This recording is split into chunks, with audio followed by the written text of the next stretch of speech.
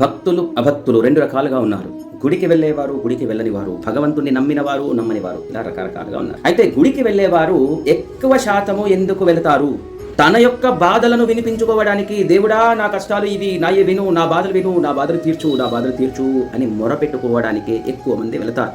ఇంకా కొంతమంది అయితే తనకు కొంత సుఖము కావాలి, ఆ సుఖం ఇవ్వండి దేవుడా, మొత్తానికైతే నేను చెప్పిందే దేవుడు వినాలి, భగవంతుడు వినాలి, దానికోసం గుడికి వెళ్ళాలి. ఇది నడుస్తున్న ముఖ్యమైన ట్రెండ్.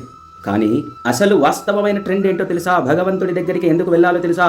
నీ గోడు చెప్పుకోవడానికి కాదు, ఆయన గోడు వినడానికి వెళ్ళాలి. ఆయన బాధ ఏందో ముందు వినండి.